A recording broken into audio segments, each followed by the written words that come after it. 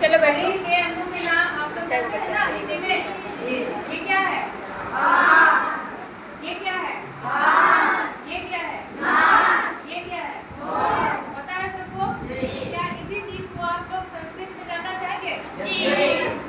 तो ऐसे जब हम बताएंगे, मौखिक बता रहे हैं, तो आप लोग को याद नहीं होगा, ठीक है? तो क्या करेंगे, हम लोग चार्ट की सहायता से पढ़ेंगे। तो चार्ट में देखने में भी सुंदर लग रहा है। ये आपका चार्ट आपके क्लास में चिपक जाएगा। तो आपको अगर भूल जाइएगा तो क्या होगा कि बार बार देखने से क्या होगा, आप लोगों को दोबारा याद हो जाएगा। तो यहाँ पे दिख रहा है एक फेस, सबको दिख रहा है? तो ये जो चेहरा है, इसमें क्या क्या इंडिकेट किया हुआ है? तीर का निशान आधा से निकला है। तो क्या है? ये क्या है? इसको हिंदी में क्या बोलते हैं? क्या बोलते हैं? ललाट बोलते हैं ना? इसको ललाट बोलते हैं। जहाँ तिलक करते हैं हम लोग, तो इसको क्या कहा जाता है? संस्कृत में भी क्या कहा जाता है? ललाटम। ये क्या है? क्या है? गाल। गाल को यहाँ पर तीर के निशान से दिखाया जा रहा है। गाल को संस्कृत में क्या कहा जाता है? क्या कहा जाता है? कपोला। ये क्या है? गर्दन।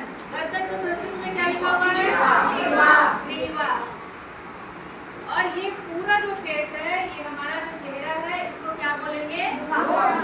मुख। ठीक है? ये क्या है? आँख। आँख को संस्कृत में क्या कहते हैं? नेत्रम। ये क्या है? भौं। भौं को क्या कहते हैं? भ्रिकुटी। क्या कहते हैं? भ्रिकुटी। कैसे जानते हैं? भ्रिकुटी का कभी सुने? भ्रिकुटी शब्द हम लोग क्या कहते हैं? बाप रे बाप, कितना गुस्सा है, उसका भ्रिकुटी तना हुआ है।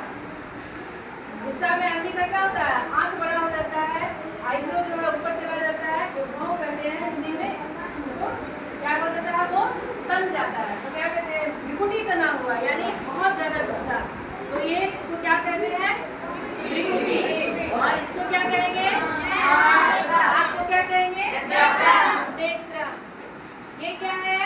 हाथ में क्या क्या है? नाखून। नाखून। नाखून को क्या बोलेंगे? नख। नख। क्या बोलेंगे? नख। अंगुली को क्या बोलेंगे? अंगुली। अंगूठा को क्या बोलेंगे? अंगूठा। ये क्या है? कलाई। जहाँ पे राखी बांधते हैं हम लोग, घड़ी पहनते हैं, तो उसको, उस कलाई को हम लोग संस्कृत में क्या बोलेंगे? मणिबंध। क्या बोलेंगे? मणिबंध। ये क्या है? नाक को क्या बोलेंगे? नासिका। इसको क्या बोलेंगे? मुखम। क्या बोलेंगे? मुखम। और मुंह के अंदर भी बहुत सारा चीज है। ये जीभ को दर्शाया गया है। जीभा को क्या बोलेंगे? जीभा। मुंह के अंदर और क्या आता है? दांत को क्या बोलेंगे? दंत। होठ भी इसी में आता है। होठ को क्या बोलेंगे? ओष्ठ। ये भुजा है। भुजा को क्या बोलेंगे? बाह को? हम लोग बाह बोलते हैं ना हिंदी में, संस्कृत में क्या बोलेंगे? भुजा। और ये क्या है?